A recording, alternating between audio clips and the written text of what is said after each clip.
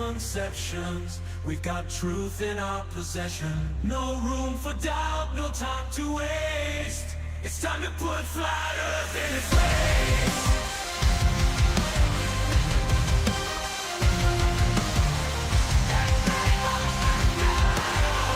Here comes the smackdown.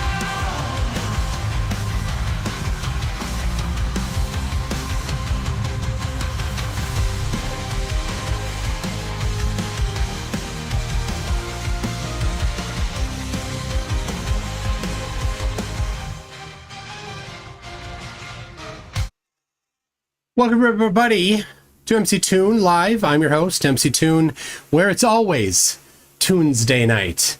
Tonight we will be reviewing a little conversation between Austin Whitsitt and Stu Peters. Now, if you don't know who Stu Peters is, I'll introduce you briefly to him. I think there's really only one thing you need to see to know who Stu Peters is.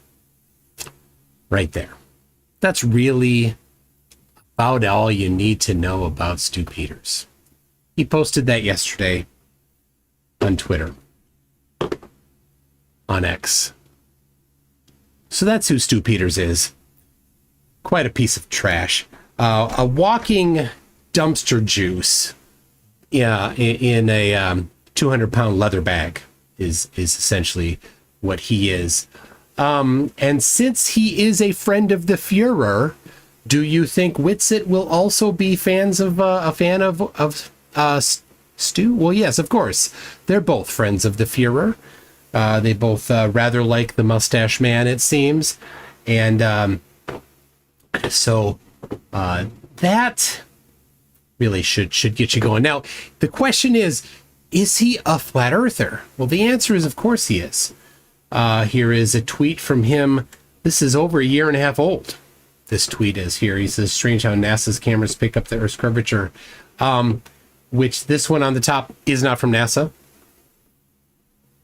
And on the bottom is not at 100,000 feet. I think it's at 120,000 feet. But that one is, to my knowledge, manipulated. The top one is a barrel distorted picture. So it's a meme. He reposted a meme without doing any critical analysis. That's because Stu Peters is easily indoctrinated by flat Earth. And so if somebody posts this, that's not the actions of somebody who's, oh, I don't know.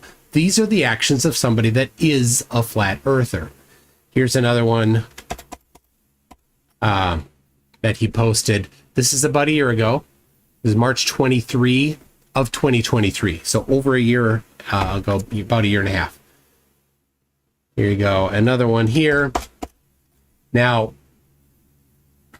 December 2022, if you say, now he says purebloods, of course, that's because he also imagines that the sickness that was going around didn't exist, and also imagined that the medicine that was being offered to people was somehow not leaving you pure, you know. Basically, he's living in Harry Potter world. So, you know, the people that got the medicine would be mudbloods in his mind, in his Harry Potter mind. Making, just for reference, making Stu Peters on the side of, who is it that he's on the side of if he's talking about mudbloods and purebloods? Voldemort. He's on that guy's side. Anyway, then we've got this one here, asking about NASA breaking through the firmament, of course, not understanding. It's out of his place to understand. He clearly didn't study physics. Not everybody does. But if you don't understand physics, then you shouldn't pontificate on things that require an understanding of physics. This does. So that activity there that you see, that arc, is necessary to obtain orbit. People that don't understand physics imagine that a rocket would go straight up and then sideways somehow. Anyway, he did get a note there. Let's see. Oh, another one of those. And here we go. The U.S., he says, doesn't need to meet to discuss NASA with anyone while their dollar's crashing. Also, Buzz Aldrin says, what is fake? Again, another repeat of a lie from a flat earther that he did not investigate, because Stu Peters is easily indoctrinated by flat earthers too. Oh yeah, too. He couldn't leave off the dog whistle there. So there you go. That is your introduction to who Stu Peters is. Now, if you don't know who Austin Whitsitt is, he thinks that the Earth is a space pizza, or not a space pizza. Maybe it's just a dirt pizza. And he's been caught lying many, many times. Recently, last week, he tweeted that he had been going over a contract with his attorney. I didn't believe him, so I contacted him and offered to pay for up to 5 hours of his attorney's time reviewing that contract. It's now 7 days since I offered to pay for 5 hours of his attorney's time, and I've not yet received word from his attorney asking, hey, what's your mailing address so I can mail you the bill? Nothing at all. So, in fact, when I made this rather generous offer to him in person, he instantly got defensive. Now, if you were offered, hey, I'll pay for 5 hours of an attorney's time, something that's kind of expensive, would not you say, oh, wow, thank you very much, I will let him know post haste? He did not. He got defensive. I have a video on my Conspiracy Tunes channel going over that. If you haven't seen it yet, pop on over to that, to my Conspiracy Tunes channel. It's in the description of this video, is the link to my Conspiracy Tunes channel. So I'm just before I get into playing the video of Stu and Austin having a conversation, I'll read up a couple super chats here. Tim Davidson says, I'm not mad at Witsit. I'm disappointed, psychologically, violently, ragefully disappointed. Tim Davidson again says, you think the guy that unalived the mustache man would go straight to heaven? Wait, but he unalived himself, didn't he? That's a paradox. And then Tim Davison again says, the most unbelievable thing about Harry Potter is Ron, the redhead, had 2 friends. I'll go, no need to push. Oh, poor redheads.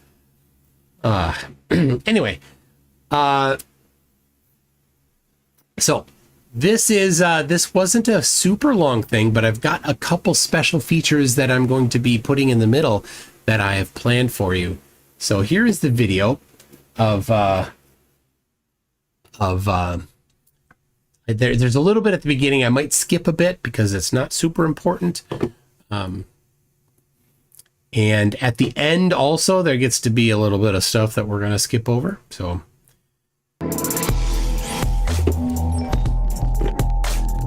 that it's demonized. If you ask questions, if you do your own research, if you try to get your own answers, you're ridiculed and you're ostracized, and quite often you're labeled as a crackpot conspiracy theorist or slammed as a revisionist. With good reason. If you're definitely welcome to question things of science, things of history. But if you get it wrong and you insist on you're wrong and people show how you're wrong, well, then you're going to get some lashback, some pushback on it. Or labeled anti-Semitic or bigoted or misogynist or racist. Yes. All earned. I mean, sure, there are some things that you can debate. There's some things that you can ask questions about. You're allowed to talk all you want to about which NFL team is the best, which season of Friends was the most entertaining, or Seinfeld, of course. You can research and you can debate and you can devote your entire life to frivolous things that actually matter not. Camera's over here. And these things, they exist largely as a distraction from reality. But when you start looking into what really does matter, when you take the red pill and swallow it. Oh, he thinks he's Neo. How precious. That's when you get pushback. And one of the most forbidden topics of all time for the past several centuries has been the shape of our Earth. No, it hasn't. It's mostly been, a bunch of nutcases that think it's questionable, and not for a century, maybe a century and a half, since 1850s about was when Samuel Rowbotham, or Rowbotham, not sure, decided to kind of start the cult. Prior to that, for more than 2,000 years, there wasn't a question. People didn't question that. They knew, because they had figured out that the sun sets and that it's not nighttime for everybody simultaneously. It's impossible if the Earth is flat. The shape of the planet. Is it a big globe ball hurling through space at a convenient 666,600 miles per hour? That's one number within the range of the averages. And this is an interesting thing, showing his complete indoctrination into the flat Earth cult. Right? He didn't look it up. There's a whole range of speeds. So if I drive to work and I hit 70 miles an hour while I'm driving, at one point in my drive up to 70 miles an hour, I'm driving at 66.6 miles per hour. And then on the way back down, I'm traveling at 66.6 miles per hour. Does that mean that I drove at 66.6 miles per hour? No, it means that I crossed that speed at some point. Spinning at 1,037 miles per hour.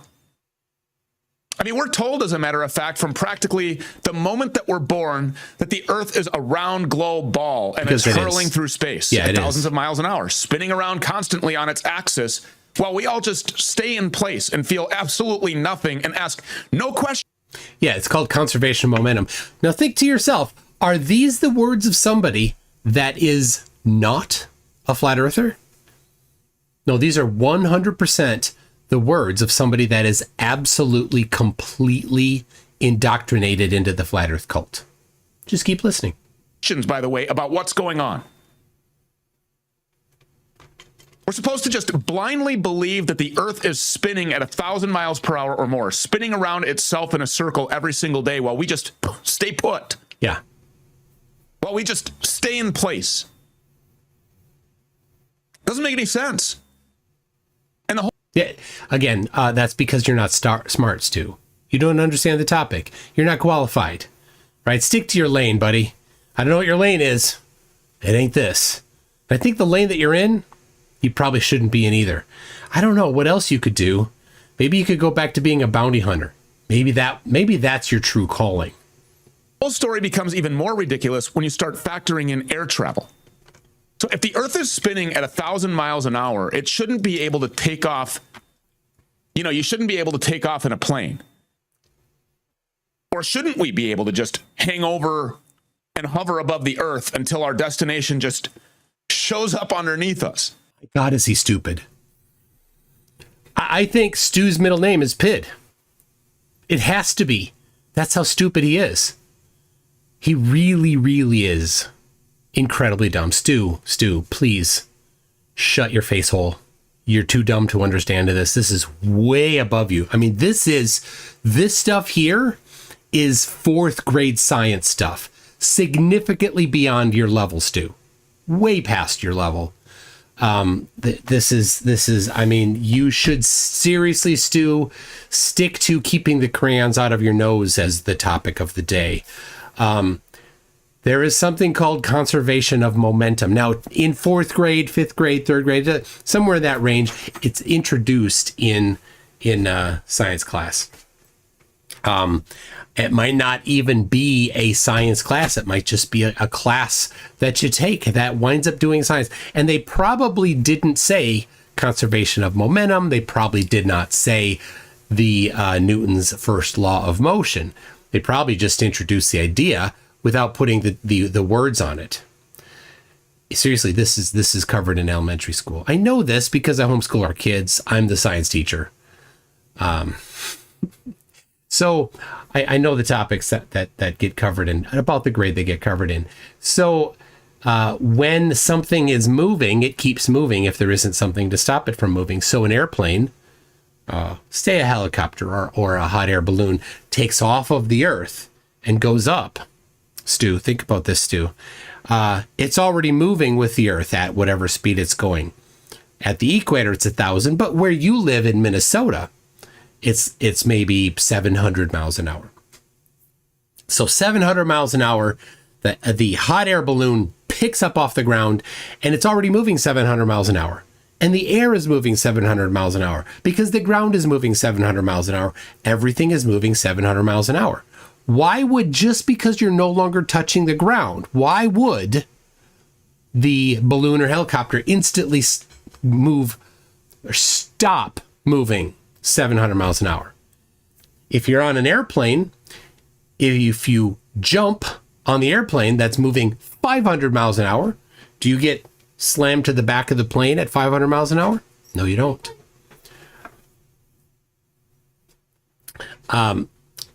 Because of conservation of momentum. Now, I have to imagine that Stu has ridden on an airplane, but you're sounding like you haven't. This is basic stuff. Nobody actually wonders this. So Stu, let's say, Stu, you're allowed to ask this question. You are 100%. But if you don't listen to the answer, this super, super simple answer, this answer that's so basic that elementary school children understand it, it's a you problem, Stu. You aren't smart enough to comprehend this. That's fine. You're not good at things. I'm not good at some things, right? Know what you're good at. Figure that out. Dedicate your life to it. Try to get good at it. Know what you're not good at and stay away from it. Science is not your thing, Stu. You suck at it. So, all right, let's see what other flat earth things he has to say. And the explanations that we've been given, of course, are nonsensical. And time again, researchers have cast doubt on them. And not just doubt, but at times they're completely disproven. The scientific narrative that remains in every textbook on Earth gets disproven almost on a daily basis. Again, these are the words of somebody that understands nothing about science, nothing about physics, can't comprehend elementary school topics. And lies don't stop here on Earth. They extend into space, whatever that is. There's a number of famous photographs of Earth that we were told were taken from space when some astronaut somewhere snapped the picture out of the side of his rocket ship. Here, Stu is about to lie. Or repeat a lie that he blindly believed. Remember earlier when he said, we're supposed to blindly accept? Stu Peters blindly accepted the words that he's about to parrot. We're told that these photos are real, but like so many other things, it just isn't true. They're fake. They're computer-generated images, otherwise known as CGI, and we've been shown a bunch. So, for reference, the one he's about to talk about was from the late 60s or early 70s, when computer-generated stuff wasn't really a thing. And nobody has ever shown it to be the case. And of course, he's going to mix up, ready for this, he's going to mix up a photograph taken in 1972 with a photograph that was generated in 2002 by satellites orbiting the Earth, taking photographs of it, and that built into a composite. Now, just for reference, if you take your phone, you go to some place, you say, hey, wow, this is beautiful scenery. Let me do a panorama. Panorama takes a whole bunch of pictures all the way around and stitches them together. That's called a composite. The fact that it was a composite, does that make it computer generated? It does not. Does that make it fake? No, it does not. It makes it 100% real collection of photographs that have been stitched together. So the 2002 one that he's about to talk about was that exact thing.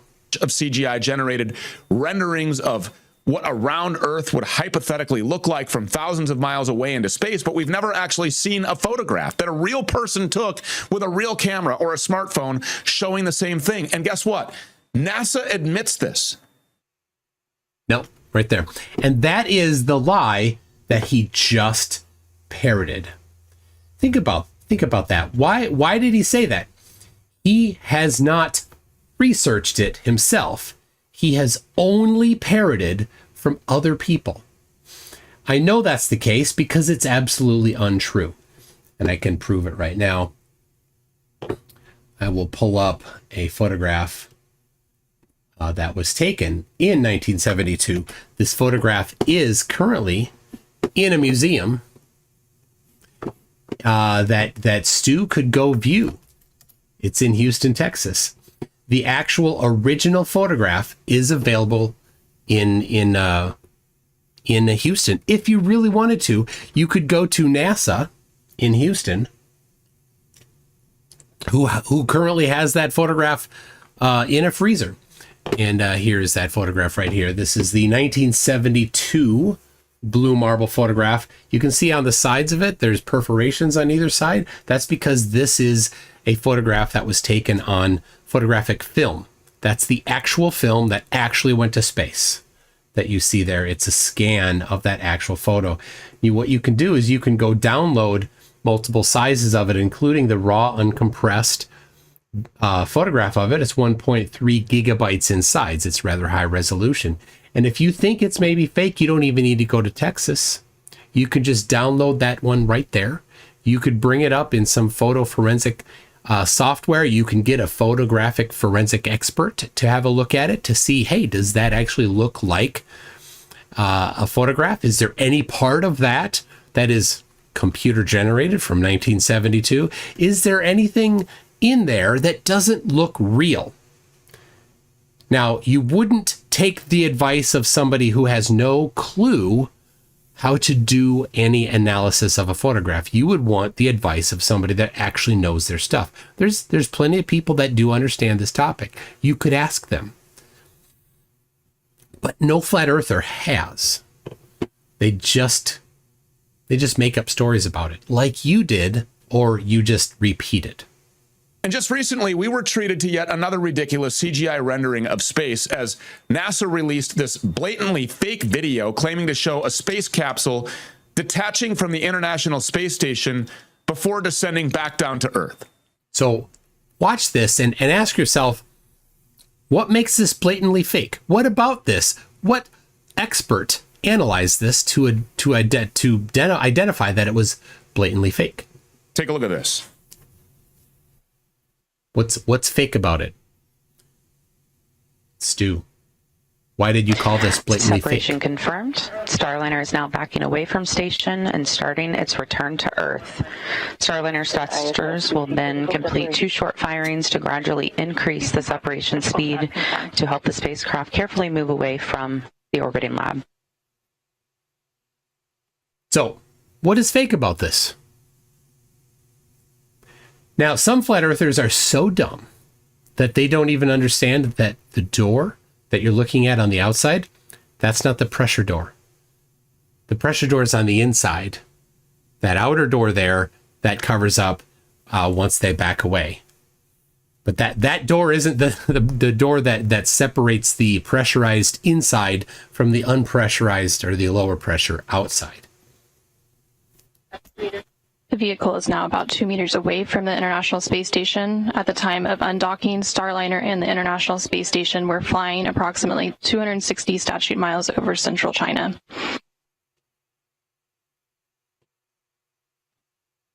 I mean, these space videos aren't even believable. This is... What's wrong about it, Stu?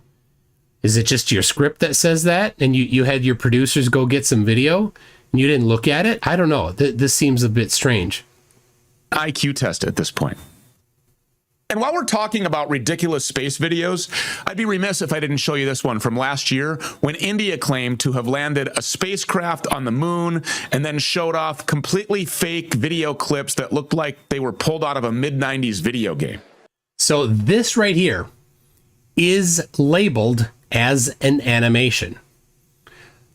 Nobody claimed this was real. Of course, when you're landing something on the moon, you don't send another spacecraft next to it to film it from 10, 20, 30 feet away while it lands. This animation was just generated as a result of the data coming back to show what was happening. So this isn't supposed to be real. If any flat earthers, and there are many, thought that this was claimed to be real, you are stupid. You are incredibly stupid if you look at this and you say, oh, they're trying to pass this off as real. No, they didn't. You're stupid. They were always claiming that this was an animation. It doesn't need to look good. I'm glad they didn't spend too much time and effort making it look good because it's not as critical as the actual spacecraft. India has done it. It has become now the fourth country to land a spacecraft on the moon after the U.S. and China and the former Soviet Union.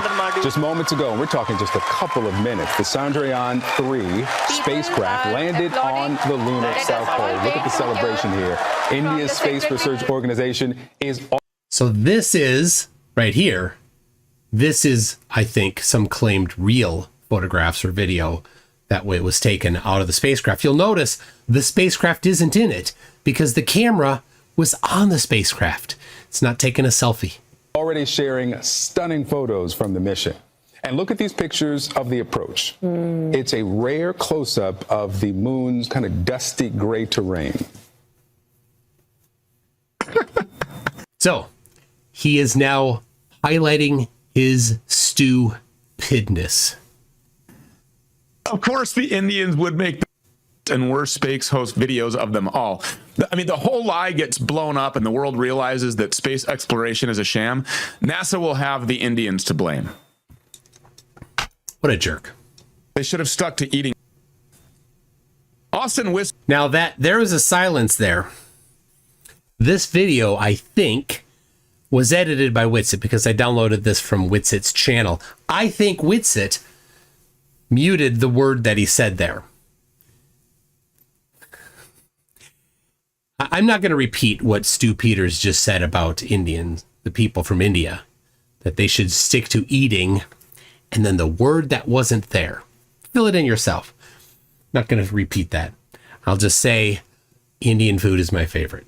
Is one of the foremost experts on the flat earth theory. He's done extensive research into claims about what the shape of the earth actually is, whether No, he hasn't. it's truly moving, and into the many lies that the powers that be have been telling us and have been training us to believe for our entire lives. He's known as Whitsitt Gets It on X, and for more on all of this, he joins us now. Austin, help me try to understand why it triggers so many people when you start to question things, and then people just eat up videos like that. People don't eat up videos like that because they're not stupid like you are, Stu. Now, this is an interesting thing. When that came out, there were some flat earthers that, of course, made the claim that India was claiming it was real. And some other flat earthers are like, no, we didn't claim that, after they claimed it. Dearth is one of them. Flat Earth David the Scammer is one of the people that claimed that was India claiming it was real. Got a lot of Flerf. Later, he said, oh, nobody claimed that, but it was too late. Dearth already claimed that. Anyway, let's see what Austin has to say about that. There's coming up a very interesting question that Stu asks Whitsitt to get into it.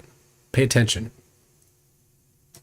Great question, man. I think it's you nailed it. We were told it from such a young age, that it's like one of the first things that you internalize as true. So when you tell someone that their entire worldview is wrong, they freak out. In addition to that, we've been conditioned to think that even questioning that is stupid, right? No. Questioning it is not stupid. Rejecting the good answers is stupid. So people are terrified. They're intellectually insecure, so they're terrified of ever being labeled stupid or a science denier or whatever. That's really the most I can reason out of it. Is there's some type of emotional attachment to the idea, and people kind of fall in love with space propaganda. And they don't want you to take it away from them. So, what research have you done? And none. And what is some evidence that you have? Is it your position that the Earth is flat? Yes. And what evidence do you have of this? Okay, this is the question. The positive claim. Do you think that the Earth is flat? Now, here's Austin talking about the positive claim that he just made, and then he answered yes, right? So he made a positive claim. So person making a positive claim has the burden of proof. So Austin now has the burden of proof. The positive claim, Earth is flat. Now, in order to substantiate that positive claim, You don't need to talk about the globe. You don't need to talk about NASA. You don't need to talk about anything other than the supporting evidence for that positive claim. But you will notice whether or not, just pay attention, does he ever actually provide positive evidence directly answering the question that Stu softball asked him here? And if he does not, will Stu call him up for not answering that very direct question? Yeah, so I would say the Earth is a stationary topographical plane and it's geocentric. And the evidence, for one, I've been looking at this for maybe 8 years now. But I traveled the United States and I made long distance observations. So if the Earth is a sphere with a radius. So question, is the Earth flat? And you know, can you give the evidence? Answer, blah, blah, blah. If the Earth is a sphere, he can only talk about the sphere. This is a pattern for flat earthers. They never talk about flat Earth. Radius of 3,959 miles, and the surface of the Earth has to curve at a specific rate, roughly 8 inches per mile squared. And you can just go out and make long distance observations where you can see mountains from hundreds of miles away should be completely obstructed by thousands of feet of curvature summit. Now, since Austin sucks at math and physics and science, all of the math that he tried to apply to testing whether or not the Earth is a globe, doing the analysis for the globe, not the flat Earth, because he doesn't want to talk about flat Earth, is wrong. He doesn't know how to actually use the shape of the Earth and apply physics, math, optics to predict the observation for what you should see on the globe. He doesn't know how to do that. He's not smart enough. Again, fine, stay in your lane, figure out what you're good at, Austin. This isn't it. Distances, literal miles should be blocking the mountains.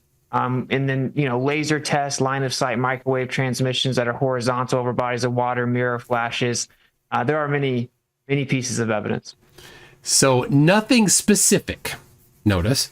And all of those things were, if the Earth is a globe, let me not understand how to test if it's a globe, therefore flat. That's it. You know, I have for a long time questioned this.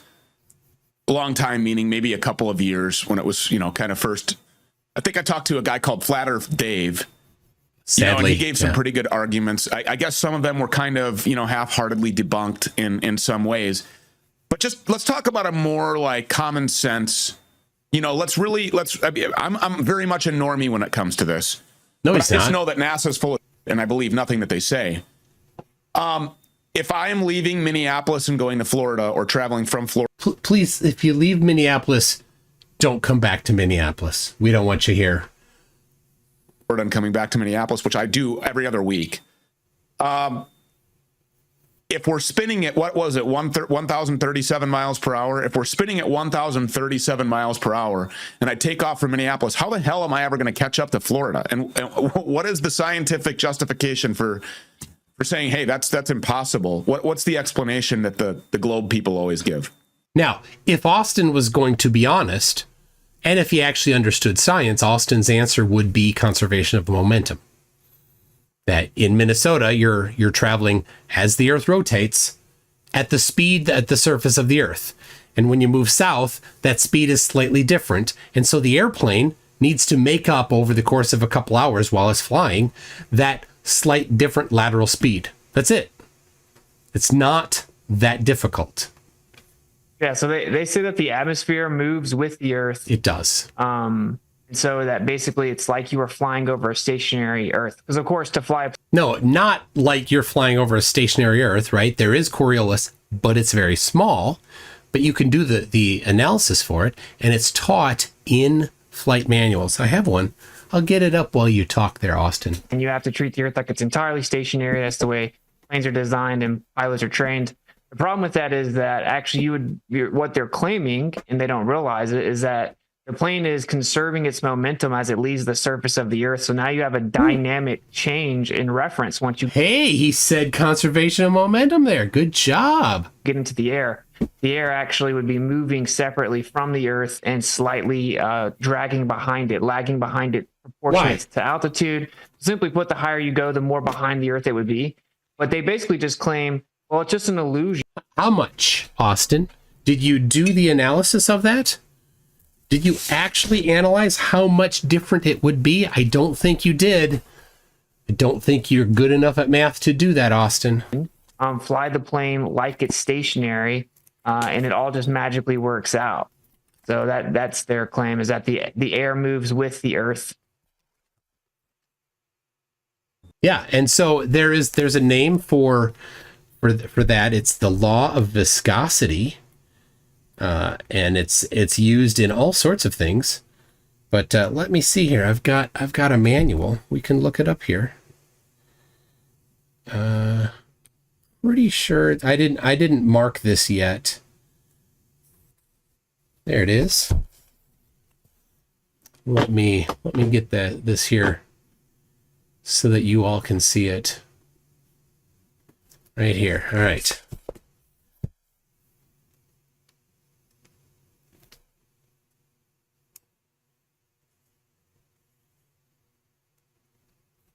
So here we go with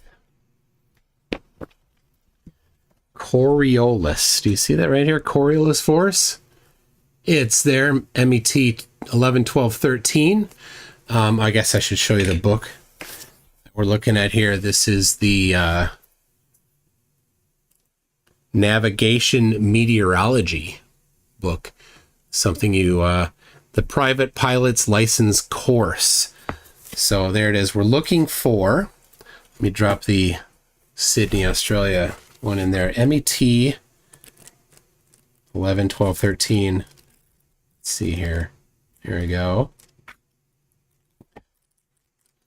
So they do talk about it, Austin. They don't just pretend like it doesn't exist. They talk about it.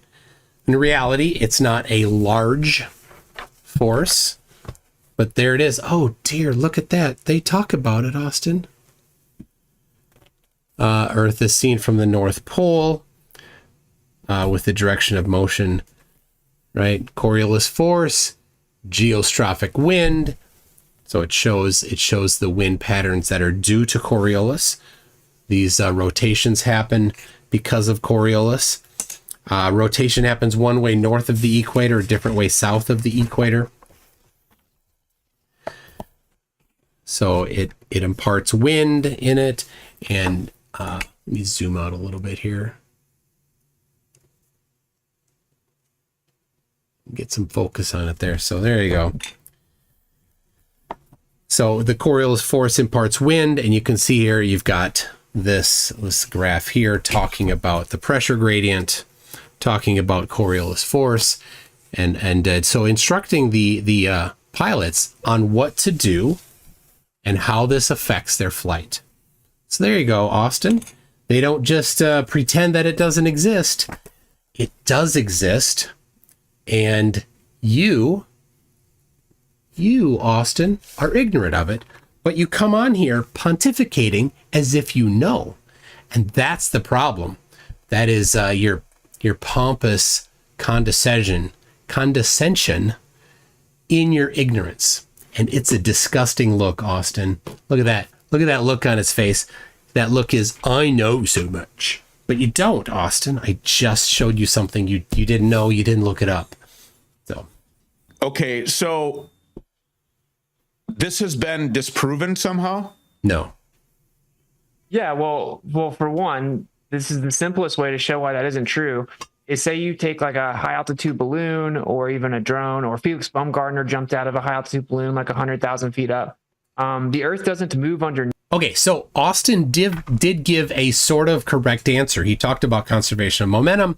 He said that the air moves along with the Earth. But now he's about to discard all of that, the answer for the globe, and just pretend like those things don't exist. It doesn't move underneath him. In fact, when he jumped out, he landed miles in the wrong direction. The Earth was not spinning underneath him. So there's no wrong direction. There's wind. How do you not know that wind exists? in that scenario, they'll say, oh, well, yeah, the balloon's perfectly moving with the Earth. But then they'll invoke things. Oh my gosh. They're scrolling through Witsit's tweets, and Witsit's got Mustache Man there. Wow, Witsit. if there's any question, there's any question about Whitsitt, there it is. I don't know what he's saying. Oh yeah, all right. He's talking about the things that Mustache Man did, right? And demanding things of people. Oh, jeez. With the Earth, but then they'll invoke things such as coriolis and claim that there's a detachment between the air and the Earth. So they have to invoke it both ways. Yes, there's friction between the ground and the air, but that it's not perfect. There is a viscosity between the ground and the air.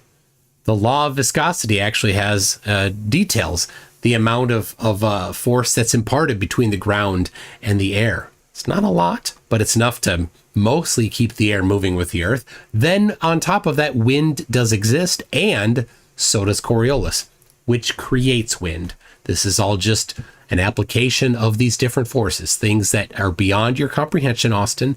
You should stay in your lane. Long story short. But the easiest, well, when I say easiest, it requires some understanding of physics, but which you don't have, you pompous asshat. It violates the law of conservation of energy and momentum for the atmosphere to be moving in lockstep with the Earth. Why? As you increase altitude, you would have to have more and more energy to keep the air moving with the Earth. How much, Austin? Did you do the analysis? No, you never have. And that simply doesn't exist. No one's even proposed a suggestion as to how that could exist. The reason why nobody's ever proposed that is because wind exists, and you've never done the analysis. I've actually done it. I did it in a video where I analyzed the claim by Bryce Mitchell, one of your buddies that you've been in a big video with, where he talked about, well, just get in a helicopter and go hover it at 20 miles up, because then the distance around the Earth, it'll have to be different. I did the actual analysis. It's significantly smaller than a little bit of wind. Austin, you said it takes a little bit of physics, but you never applied the physics. It's outside of your comprehension, Austin. Is every pilot just in on this? I mean, they have to know. No. Well, they definitely experience a flat, stationary Earth, right? They're trained that way. I think just like everyone believes the Earth's a globe, you never think about it. I just showed that they're not trained that way. About it. I've had many pilots that reach out to me once they realize, and they say, I can't believe I never thought about this after flying for 20, 30 years. Former military pilots have reached out to me, for example. Wow. But so they're trained to... Name them. If they're former military pilots, they have no reason to not divulge their name. They're not current military pilots. They could just state their name. I'd love to have one of these pilots come on and I could just have a chat with them and we could talk about the application of physics, whether or not it matches. Fly like it's flat and stationary, and they just assume the Earth's so big you can't tell, right? It's never even a conscious thought. But then when people bring this information to them, they have an epiphany, basically. And I have dozens of pilots who have reached out to me. And none with names. Now, Austin is a pathological liar. A pathological liar is a person that believes their own lies. So he said dozens. That's plural. That's at least 24. Now, I think that there may have been a couple that are rather stupid and maybe aren't actually, real good pilots, but definitely there's stupid people that retire from flying. So, we got Tony747 says, I'm a licensed private pilot. 0% of my training said the Earth is a dirt pizza. Aaron Reese says, try IFR. Fly by instruments only, no visual, and it's required for your pilot's license. Exactly. So the entry level pilots do visual flight rules, VFR. And I have on the wall behind me here, I have some VFR flight charts. So these are visual flight rule flight charts. So if you're flying by vision instead of flying by instruments, those charts would be what you'd use. Now these have gone out of favor for long distance flights. Now they typically if you're flying long distances, you need to be VFR or IFR certified. But these charts were popular when VFR was visual flying was more of the standard. In order today to get your IFR license, you need to go through the training that includes talking about the shape of the Earth. So like the book I showed you would be one of them. That might be a training material. That book is just a training book. It's not like the test or anything. So anyway, he's just lying about that, right? He doesn't know. He has no knowledge of it, but he's talking as if he's an expert in the field. Shame. Many of which can't even publicly state it for obvious reasons, which is insane and unacceptable. But so no, they're not in on it. They just fly the plane like the Earth is flat and stationary, right? And then I guess it's just out of sight, out of mind type of thing. No one really even considers this idea. So when they learn, they can't say anything publicly because they would have their flight credentials stripped from them and they would be ostracized as a crazy person. But the former pilots wouldn't. They're former, right? I can't find a former pilot that got anything other than a low-level pilot's license, a private license, right? Where you can only use visual flights. No multi-engine certified pilots that I've been able to find anywhere.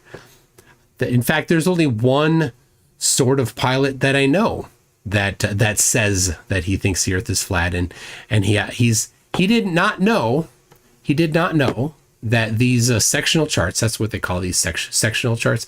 He did not know that the sectional charts that he uses, the ones from the FAA, these are not from the FAA. He did not know that they use a Lambert conformal conic projection on them. And I told him that's what they are. And he said, "What's that?" I said, it's a projection from the globe, and there's two lines across the map, the chart, where the scale is correct. Above and below those two lines, they diverge one way, and between those lines, they diverge another way. So they're off there. The cool thing is, if you fly diagonally across one of those, the error, the amount that it's off in one, above and below those lines, and the amount that it's off between those lines tends to cancel out. So you get the distance measurement tends to cancel out the errors or the offness of them, so that you get approximately the same distance on them. And the sectional charts are only so big, right? These charts here, there was about 12 or 13 to go 10,000 kilometers. So they're less than 1,000 kilometers. And these were rather big coverage. The FAA sectional charts, there's many of them for the United States, and FAA being the American one. So the FAA sectional charts are just for the United States. So, all right. Where is the edge? I mean, you would think that this, the round globe ball theory, if it were untrue, would be really easy to debunk by just going to the edge. Where's the edge? Yeah. So this was you need to have the context for this. Right now, while Austin is being interviewed, he is the recipient of an offer to have an all-expense paid trip to Antarctica. Will he mention it? Good question. So there's something called the 60th South Latitude. It's basically a circle drawn around us, similar to the Hunger Games, funny enough. And you can't freely and privately explore past that area. So that's where you would get to what's called Antarctica. So any theoretical edge would be there, of course. There's no edge to a lake or a pond, right? So that's the highest elevation in the world, seemingly contains the water. But what's beyond there is a great question, because our government went over there after we brought SS officers over here who were obsessed with Antarctica. We then became obsessed with Antarctica. And then we came back and said no one. Now, I don't know why he's it's funny. He's like denigrating the SS officers. He likes them. He's on their side. He's a friend of them. But let's have a look here at the actual treaty just so that we're familiar with the treaty before we get any farther, so that we can contrast the actual contents of the treaty to what Austin is about to say. Article 1, Antarctica shall be used for peaceful purposes only. There shall be prohibited, inter alia, any measure of military nature, such as the establishment of military bases and fortifications, the carrying out of military maneuvers, as well as the testing of any type of weapons.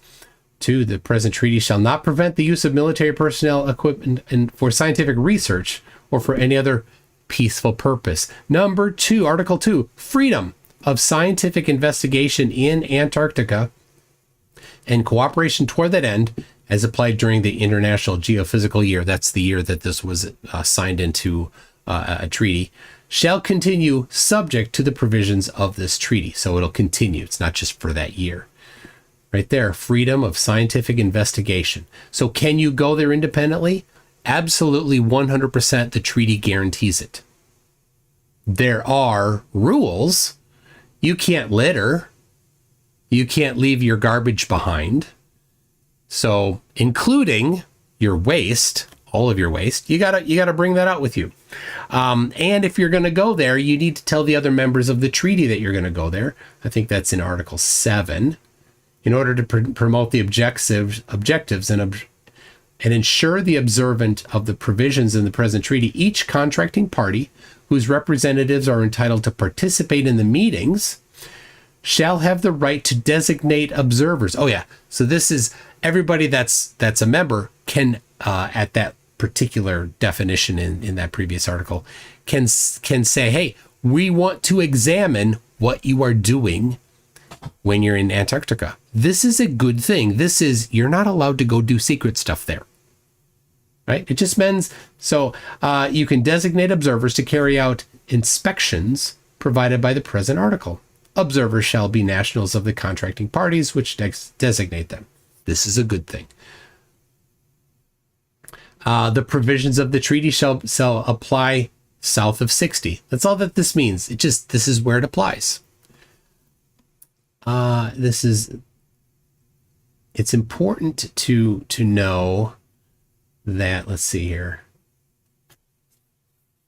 So there it is. In order to promote international cooperation, as provided for Article 2, the contracting parties agree that, to the greatest extent feasible and practicable, information regarding plans for scientific programs in Antarctica shall be exchanged to permit maximum economy and efficiency of operations.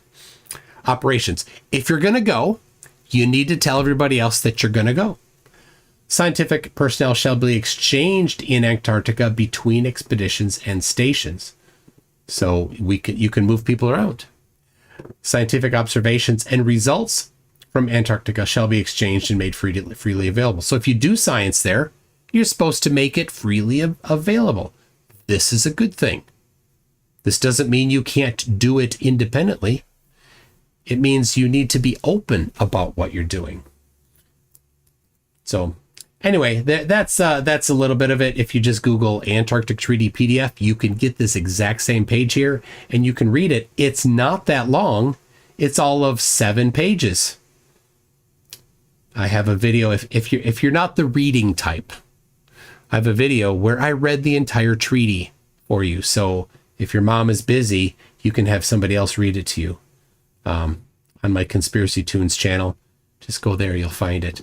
So let's see now what Witsit says about the treaty that we just reviewed. Else can go there. So I don't actually know what's there. What would prove the Earth's a globe is circumnavigating north to south, popping back up on the other side of the ball. A good idea. Which has literally never been done in the history of mankind. Which is an absolute blatant lie. And I mean, I don't know. Why would I say it's a lie? Because unlike Witsit, I did my research. So in 1980 to 1981, the Trans-Globe Expedition went around the world. It started in England, and as closely as they could, especially on land, as much as on land they could, they stuck to the 0 meridian and the 180 meridian. And here are the tracks that they took. So they started in England. There you go. In Greenwich, England, in September of 1979, and they went south there, Paris, Barcelona, Algiers, whatever that one is, on November of 1979. They went through Cape Town and South Africa in December of 1979. And then where did they go after that? Well, let's have a look here. They came from down the south there on the bottom of this map, and they came to in 1980 in February. They came to the edge of Antarctica there, and then from that edge of Antarctica they traveled due south to the South Pole and got there in January of 1981. So it took them a while to get there. So then we got some pictures of them there. I'll show you. Then they continued on to they kind of camped out there. It was a while there, and I've interviewed somebody that helped them on that particular trip there. That'll be coming out later. Anyway, so then they continued on north, because you can't go anywhere except for north from the South Pole, till they got to McMurdo Station area, and then went across the sea due north up to New Zealand, Australia, and then they continued back. And we can look at this map here where they came around. It's not all of it is showing there on these two maps, but anyway, the Transglobe mission trip, pretty cool. Here's some of the huts they built in Antarctica. Here's some of the them eating, and here is a photograph of them on their snowmobiles. So this is the late 80s era snowmobiles. If you live in Minnesota, these snowmobiles might be a little familiar to you. Anyway, that's one of several crossings that went all the way around the Earth, including across land from one edge of Antarctica directly to the South Pole, continuing to the opposite end of Antarctica, as noted in this map right here. So Austin just lied. Did he know he lied? Maybe not. Maybe he's ignorantly lying, but telling something that's not true is lying, making him a liar. Anyway, why not look this up, Austin? You don't know what you're talking about. All right, let's get a little more going here. Wait a minute. It's never been done. Nobody's ever flown around the globe. Not north to south. No. And of course, that's a lie too. A couple years ago, the one more orbit did exactly that. Now he's going to talk about something else, not about one more orbit, which he's aware of. Why doesn't he talk about that? This one, because he knows about it, has to be an intentional lie. funny enough, someone was supposed to do that, and he went to Antarctica just a little bit inland and turned around and went back north. And they gave him the world record for circumnavigation, even though he didn't do it. So, what happens if you try to go on an unguided tour of Antarctica? You get intercepted. You get intercepted? When has this happened? People have been intercepted and taken to court. Really? Trying to go to Antarctica? Oh, dear Austin, I think that you are misinformed. I know who you're talking about, and it wasn't what you're saying. And imprisoned, based on what country you're in, you get intercepted. What's the reason why they say that they're not going to allow you to go to Antarctica? Something to do with the penguins, or? That is actually one of the explanations. Yeah, environmental reasons.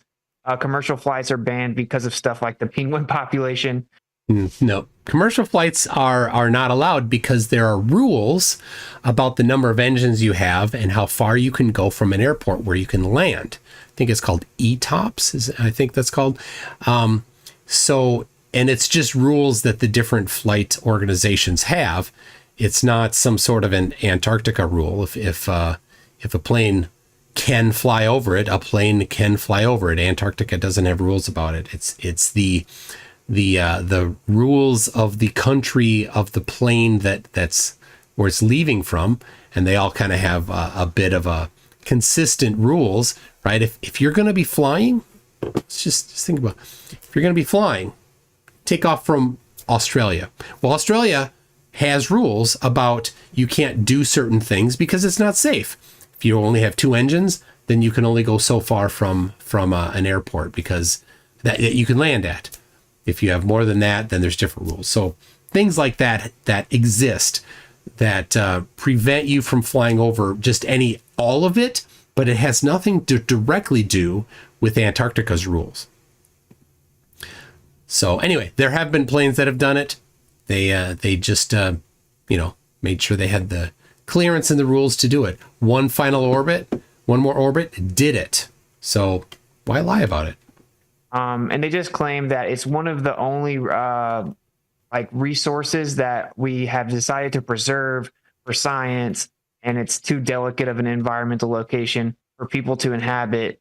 So they've all put their differences aside after being to war over land throughout the history of man, and they've decided, no, we'll just leave Antarctica there for peaceful scientific purposes. So they really don't even have a good cover story. Talking with Austin Whitsitt right now about the shape of the globe. I'm going to bring him back here in a second, but I want to ask you guys a question. So imagine that you're in this plane, right? And for those of you who have flown before, you know when you're about to come down before the pilot gets on and does his announcement. Yeah, ladies and gentlemen, for the flight deck. So Captain speaking, we're starting our initial descent. Why do they all have that voice, by the way? I think they go to like flight school voiceover class. They all sound the same, ladies and gentlemen. But anyway, before they even come on from the flight deck and they make this announcement about your initial descent, you already know that you're on your initial descent because you can feel it. So even the slightest adjustment in altitude, if you're climbing, you can feel it. And if you're descending, you can feel it. Even the slightest 100-foot drop. Turbulence, which is now weirdly referred to as unexpected rough air, which sounds pretty fake to me. I don't know what that means. He thinks turbulence is fake. He's not that bright, is he? But this unexpected rough air, you feel just the slightest bounce in the plane. So now what we're told is that the Earth curves and changes at about every 55 meters. I think that's right. Austin, is 55 meters what they tell us? Now, it's at this point that Austin, I don't know, I would hope, he's thinking, what the hell are you talking about? Where did 55 meters come from? Why would you say that the Earth curves at 55 meters? Earth is always curving. The surface of the Earth is constantly curving.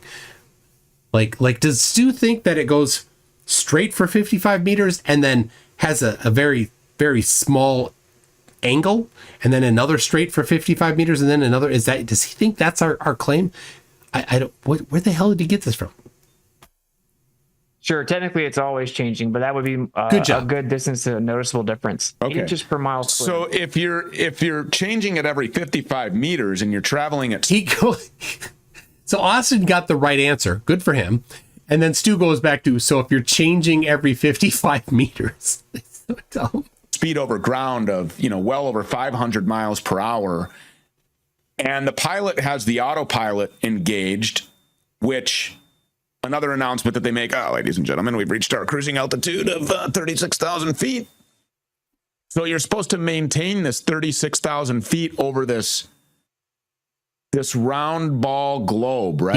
Yes. And you're maintaining this 36,000 feet for a distance of, 1,300 miles or for however long you're traveling. Yes.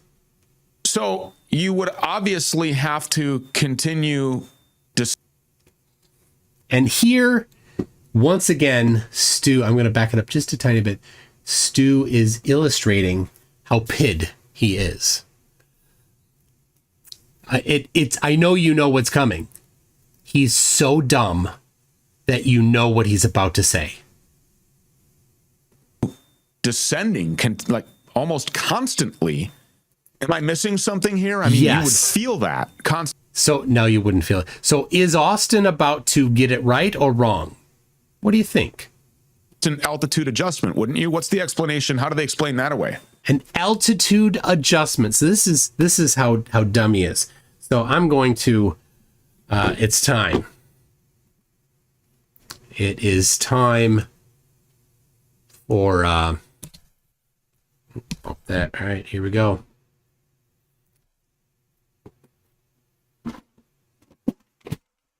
It's time, Stu.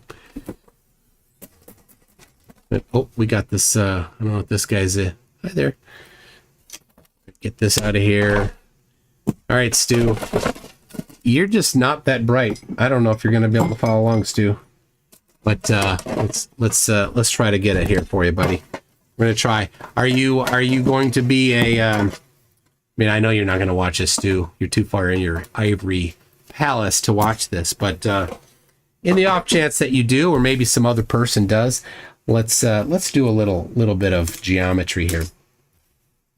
All right, we're gonna draw the surface of the Earth, and we're flying over the ground. We'll make it green because it's ground, right? So here we go. So you're flying over the surface of the Earth. This is the curve of the Earth. See that right there? There's the curve of the globe. Now you've got your airplane. Let's make it red because it's fast. Everybody knows that red vehicles are faster, right? You've got the plane here. You've got the wings that way and that way, right? And it's flying this direction, right? So there's your airplane flying over the surface of the Earth. Now, the thing that you're missing, Stu, the thing that you're missing is that elevation is how far you are from the middle, right? So let's say that's the middle of the Earth, right? So elevation is this distance right here. That's elevation. So when you mentioned elevation, right, that's this, right? And it's at 10 centimeters here. So over here, that same elevation, 10. Over here, that same elevation, 10, right? Over here, the same elevation, 10. So that plane, as it goes, has a constant elevation where it's always on this same curving line. That's the same elevation.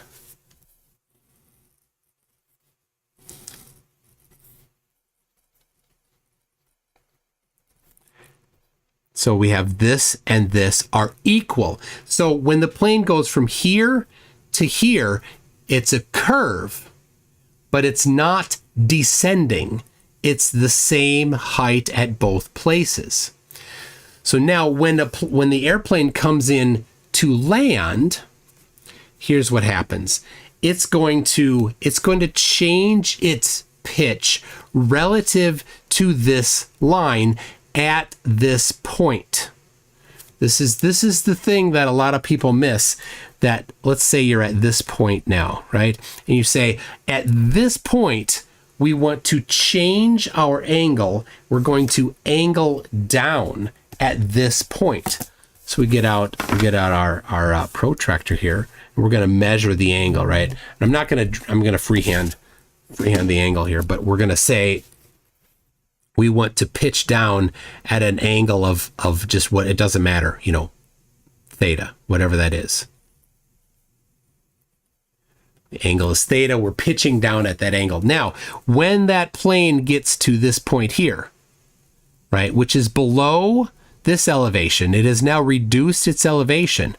That pitch angle is the same pitch angle relative to this point. So now at this line here is the curve at this point. So this elevation is the new elevation that we're comparing to, and this point is the new angle that we're comparing the point to. This pitch would be the same at this point and at this point. Now, this geometry is not that complicated. but it is significantly beyond the comprehension of many flat earthers. Anyway, this will continue down. It gets here again. At this point, the pitch angle is relative to the horizontal, which is a different horizontal here, a different horizontal here. They're all different horizontals at different points, but the pitch angle is the same relative to that horizontal, just that the horizontal is not the same. And so flat earthers think, oh, well, you pitch down here, and then on the globe, you've moved forward by 69 miles, so it's 1 degree more. So now the pitch angle needs to be what? The same. But flat earthers don't get it. They'll say, well, it has to be 1 more. It has to be a pitch angle of another degree. No, the pitch angle isn't relative to this point when you're here. It's relative to this point when you're here. Silly flat earthers. You don't understand basic stuff. Now, what will Witsit's answer be? Completely, absolutely nothing related to pitch angle that Stu was just talking about. They just claim that gravity automatically pulls the plane around the curve without you having to adjust it just for it. And so you just fly like it's parallel, flat layers of air, horizontal layers, and it automatically accounts for it because of gravity. Well, it does automatically account for it because of pressure. And pressure is because of gravity, the pressure variation. The airplane, when it is flying at this elevation here, right? When it's at that elevation, it has a certain velocity or a certain pitch of the sorry. It's got a pitch on the wings, right? The plane is pitching at a certain angle. Typically, it's pitching up a little bit because it's fighting against gravity. The plane wants to fall down otherwise. And then they adjust the engines so that the engines are outputting at a particular constant rate. Those then hit an equilibrium of elevation. So when, and that elevation is based on the pressure and several other factors of flight.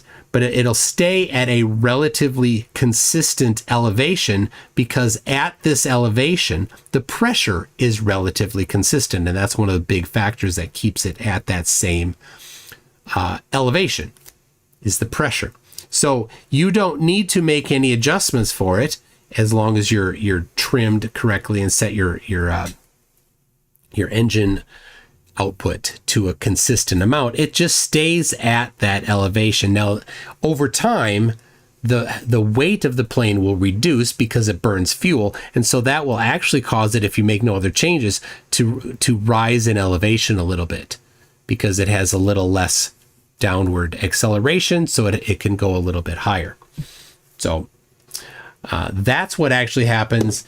Gravity is part of the factor because, of course, gravity is pulling the plane down, and gravity is what determines the pressure differential. Without gravity, pressure would be equal everywhere. In reality, pressure is not equal everywhere, thanks gravity. Which is the way this entire model just says it's always going to look flat and stationary, but it's not. So that's not what we say. But I will say what they can account for with the plane, and that's just an excuse anyway, but there's something called an angle of descent. So when a plane's coming in for all right, so now he's going to talk about the pitch angle stuff that I didn't have him on screen. The pitch angle that I was just talking about. Land, they actually have to calculate the angle at which they're going to descend to land, and they do that using a flat Earth measurement. They use a flat Earth horizontal baseline. No, it's not a flat Earth measurement, and you can have a horizontal baseline on a non-flat surface. I don't know why you think that's an issue. Different on a sphere, your angle would be different. They do this 150, 200 miles out, and we've actually pulled the data and shown that it matches the flat Earth prediction. That's what the calculation is. I've never got a rebuttal to that. There is no rebuttal. I've woken up many pilots pointing this out. Yeah, there is a rebuttal. I just gave it right here. So the flat Earth prediction he's talking about is if the Earth were flat, then this angle would be this horizontal here, this horizontal here, this horizontal here would all be parallel to each other. And then you'd say, okay, well, what's our pitch at this, at this, at this? It's the same going down. And if the Earth is a globe, then each of these three horizontals are different. They have a different angle to each other. They're on a curve. So they're not the same horizontal. They're not parallel to each other.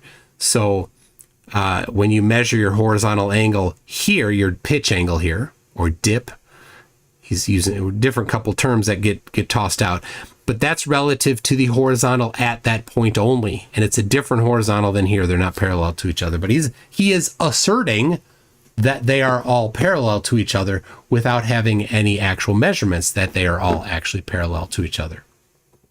The angle at which they land a plane proves they're landing on a plane Earth. I just don't know how you would land something. Yes, we know, Stu, you're too dumb to understand these topics. I think when you're landing, you're usually doing just roughly over 100 miles per hour. I don't know how you would land something on something that's moving at 1,037 miles per hour. Imagine for a second, would you? Let's imagine you were on an airplane traveling 500 miles an hour through the air, and across the aisle from you was your friend. And I don't know, Stu doesn't know how Stu could sit across the aisle from his friend, and his friend says, "Hey, Stu, can you give me those crackers that they gave you? I'm peckish for some crackers, and I noticed, Stu, that you didn't eat your crackers." And Stu can say, "Oh yeah, certainly, I will let you have these crackers," and then throw them across the aisle. Stu doesn't know how Stu could throw those packet of crackers across the aisle, because that plane is traveling at 500 miles an hour. He would have to, in his head, account for the 500 mile an hour flight of the plane moving forward. That's what Stu thinks Stu would have to do in order to toss that packet of crackers across the aisle. But of course, in reality, Stu wouldn't think about that at all, because relative to Stu's buddy is stationary. It's relative. This is literally chapter 2 of any high school physics book. High school physics, the thing you didn't take, Stu. Anyway, you just assume, you treat your friend across the aisle, you assume as if they're stationary. Really? Does that make them stationary? No, it doesn't. And then you toss that packet of crackers. And as soon as that cracker packet leaves your hands, it doesn't fly to the back of the plane at 500 miles an hour. It just keeps on going, because everything in the plane is moving at 500 miles an hour. Now, let's imagine for a second that Stu Peters was a little bit warm on this airplane, and he's like, "Ooh, let me adjust that little thing up at the top there that blows air on me." In that airplane now, a lot of the air is relatively stationary within the plane to the rest of the plane. But coming out of that little nozzle above Stu Peters' head, there is wind coming out, blowing on him to cool him off, to bring him some refreshing breeze, because he's just too toasty warm. Is that possible in that plane while that plane is moving 500 miles an hour, to have a fan blowing on you at, I don't know, 20, 30 miles an hour, whatever the speed is? Yes, it is possible, Stu. You just don't understand the dynamics of it. That's fine. Stay in your lane, Stu. You're not smart enough. Just know that you're not smart enough, Stu. Isn't it difficult to land a fighter jet on an aircraft carrier that's moving? Doesn't that take like some pretty extraordinary skills? Oh yeah. So they actually have a rope that catches the planes, and it's got like a very low success rate, relatively speaking, in the world of. A very low success rate? Wait, does Austin think that planes crash all the time? Like on aircraft carriers, like very low success rate, like, I don't know, 5% success rate. No, it's kind of rare for an airplane to not land on an aircraft carrier. Landing planes, and they have to land in the direction that the carrier ship is moving, There's no way that you could land a plane moving in opposite directions of the Earth. It's insane. So now Stu amazingly gets one thing right. So yeah, to actually land, and we're talking the carrier ships move just a couple miles per hour in the water, and then they come in and slow down and glide with it in the same direction. So this is another example of how you say, just trust me, fly and land like it's not moving. Well, I mean, I think the cable is there because the runway on a carrier is so short. There you go. So it totally could be possible for an aircraft carrier, for a plane to land opposite the direction that the ship is going. The flight deck is designed the other way, right? So the aircraft carrier would have to go in reverse, which it can't do very fast because it's not designed to, but it could. And you could land a plane on an aircraft carrier going in reverse. Totally possible. It really has nothing to do with it. The reason why they do what they do often is because of wind. If there's wind and you need to land a lot, they'll face into the wind. So the wind is helping them with takeoff and landing. It's like basic flight understanding. So I think that's part of it. If you had a very short runway that was on the ground, ostensibly you could put a cable system in there. If people thought that regular passengers could withstand that kind of force, coming from hundreds of miles an hour to zero at the snap of a finger, which would obviously make for a less than pleasant landing experience. But why is this important, by the way, and why do people get so triggered about this conversation? There's the big, because you're lying, Austin. golden question there. Why people get triggered? I still just think it's because people have an emotional attachment to the idea. Now, this is all projection. Looked at the world through this lens their entire life, and you're taking away something that they hold near and dear, especially when it comes to space. The reason it's important is, well, for one, if you look into the Bolshevik Revolution, one of the first things they did was remove God. So anytime you're trying to implement a slave state, you need to remove God, because people become nihilists and Why does this have anything to do with flat Earth? This is stupid. easier to control. If the Earth is in the center of the entire universe, and the logical question is, how did it get there?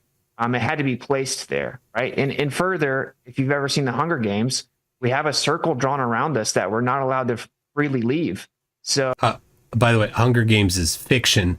And again, a reminder, while Austin was talking with Stu, he is the recipient of an offer to go to Antarctica, 80 degrees south latitude, 20 full degrees past what he just said he can't do. So, I mean, I would say that's obviously pretty important if we're being monitored with interior lands that we can't freely leave, similar to, again, the Hunger Games. And there are many reasons. The last one I'll say is, whenever just like they did with the whole COVID thing, they told you that the air that keeps you alive is going to kill you. And even though you're healthy and have no symptoms, you're sick. So you had to... None of that is what happened. Oh my gosh. Learn to not believe your senses or your experience. So when you can't trust what you actually experience, you have to turn to authority to give you the answers. That's the way this entire lie is. So everyone just can't believe their own senses, and they're perfect to be brain. So your own senses. When you're on an airplane, are you sensing 500 miles an hour? If you're on the Concorde and it's going near Mach 2, are you feeling that speed? No. We lack the capability to feel linear speed. We can only feel changes in speed, acceleration. That's all that our senses have. Brainwashed. They're in a perfect state to be propagandized and brainwashed. So those are the three major reasons I would say. We really do have we really do have a country and really humanity full of people who really, if they don't understand something, they always look for guidance from the. They look for here's the projection, right? These people here are conspiracy nutters. If they don't understand something, and they aren't even smart enough to understand the answer that's the right answer, then they'll go out looking for the easy answer that is wrong. but they don't know that it's wrong because they're not bright enough to understand that it's wrong. And that's what's happened to both of these people here. Yeah, they feel like it was out of their control when that sickness was going around. And so this guy's response, and probably the other one, same thing, was like, oh, I don't like it, therefore it doesn't even exist. And well, we're trying to make some medicine here. Oh, well, that's obviously not real. They're doing that to murder everybody. Why? Just because you feel you're out of control. And here we are a couple years later, and we don't have all of these, right? We don't have half of the population dead. Seems to have not worked, right? Authorities or those that purport to be the experts on certain things. Which is why, like, during COVID-19, everybody was looking at doctors, everybody was looking at researchers and scientists. Everybody believed Dr. Anthony Fauci. Oh, he's the world's foremost expert on viruses. All right, we're going to jump a little bit past this. I don't want to... All right. Theory. The firmament, for example. Now, just for reference, again, Stu claims to not be a flat earther. Now listen to his words. And if the firmament is real, that would explain why every time we try to watch Elon Musk launch a rocket into space from SpaceX, it seems to kind of, do this thing and then blows up. Blows up. Literally right now, Polaris Dawn is right now orbiting the Earth.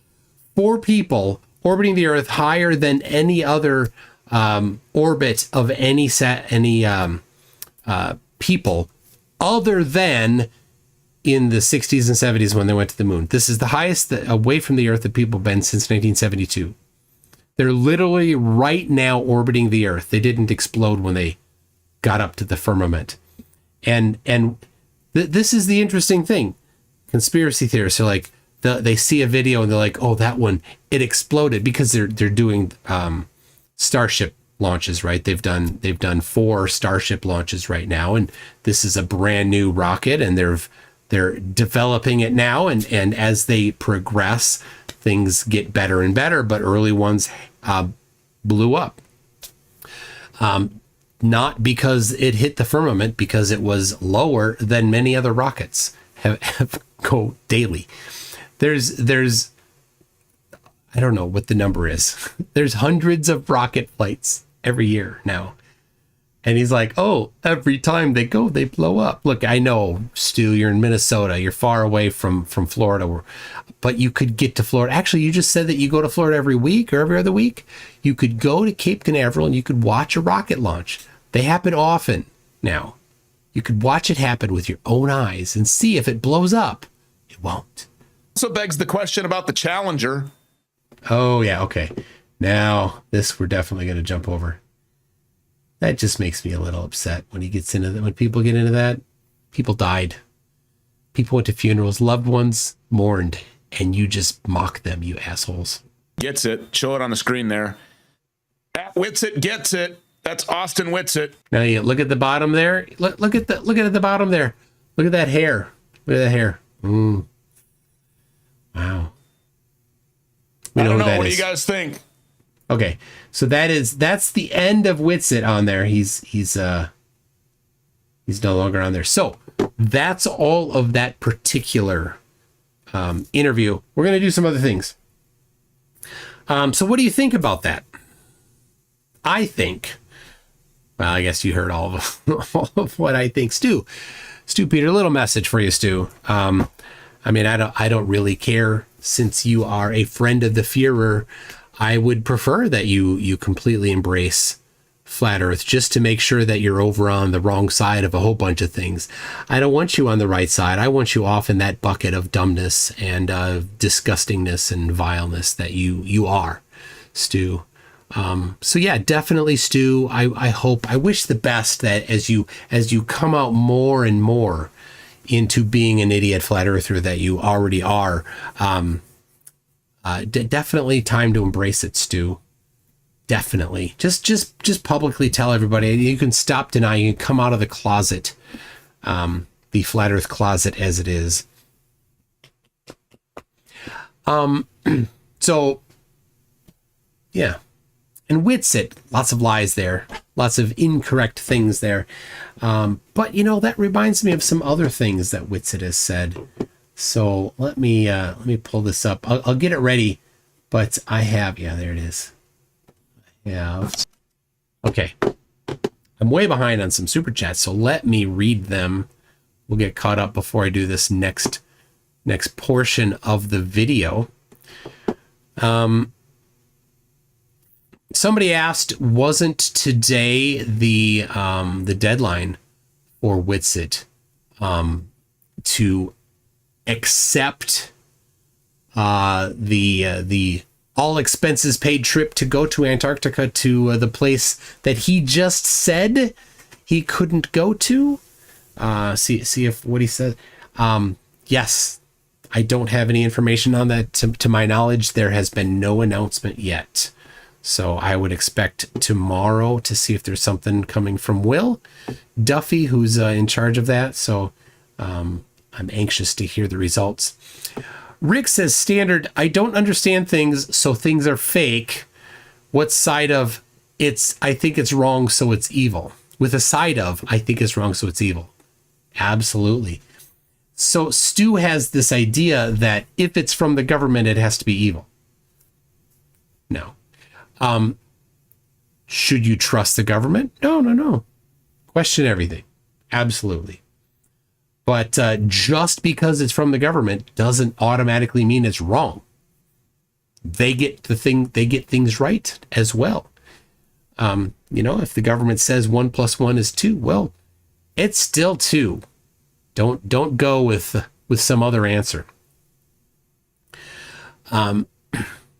Kango44 says, WTF, will the clown show ever end?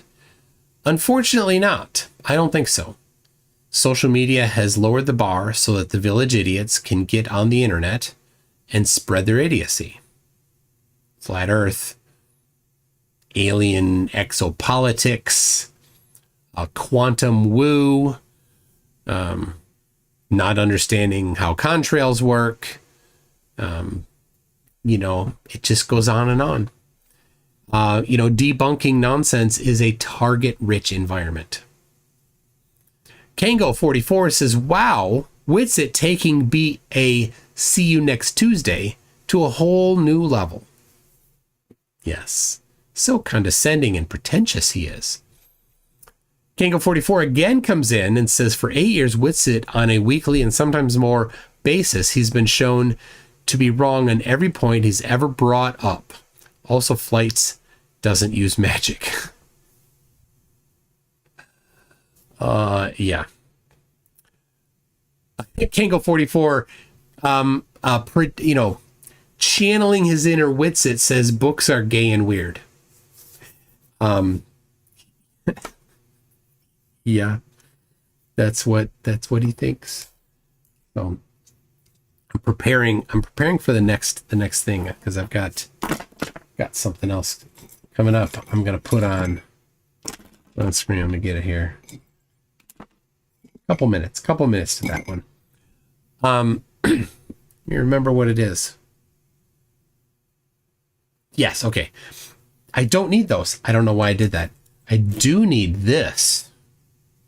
Need this. What color is this, people? Can you help me? What color is this? I think it's yellow. Tell me what color it is.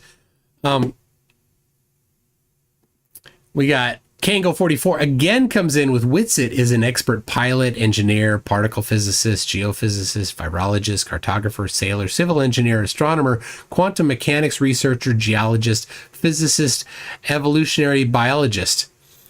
See you next Tuesday.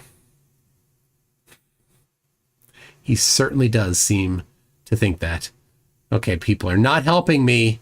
I got lime, I got highlighter, yellow, light green, I got red rolling my boulder. It's not red, I know that. Lime green, okay. Green/yellow, fluorescent green. Okay, crikey. I was hoping for yellow. Well, you're going to be treated to a lime green sun analog. Kango44 says, did Witsit take up the 12 grand math challenge? He did not, to my knowledge. He would not. He was too busy not looking over the contract with his lawyer. Monkey Cat Pat Pat says maybe Whitsitt watched The Thing and thought it was a documentary. That's why he refuses to go. He hasn't yet refused to go. No update yet. Silver Phoenix Rising for $10 says Stu's middies knave doesn't need to be pid. Oh, Stu's middle name doesn't need to be pid. Just knock off the S off his last name and you get stupider. There it is. Stupider. Kango44 again says planes perform in-air refueling. So, both objects moving very, very fast, performing very accurate maneuvers. No. They are treating the other plane as if it's stationary. Therefore, they are both stationary according to Witsit. That's totally how it works. PT Tony says the fact that politicians routinely get up and lie to people's faces, treating fact-checking as though it's incredibly unfair, does not set a good example. I totally agree. Politicians and flat earthers are definitely known for their lies. Their constant lies. Okay. Jeff C, am I red-green colorblind? I am red-green colorblind. So this is totally yellow to me. I do not see any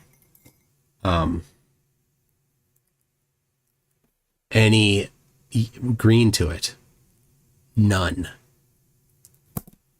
Now I know this is yellow because I've been told this is yellow, but if it was fluorescent green, it would not look green to me.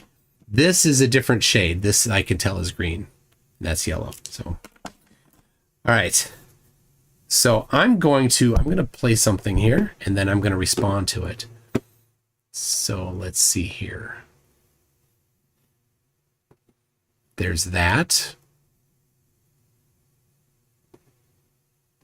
Prepping things for you here. All right. All right. Almost there. Almost there. I'm going to see how this goes. I'm trying something. Trying something here. All right. There we go. I got to prep. I prepared it earlier. I just got to make sure it's all ready to go. There we go. All right. All right. It's more yellow than green, I'm told. Awesome. Okay. So here we go.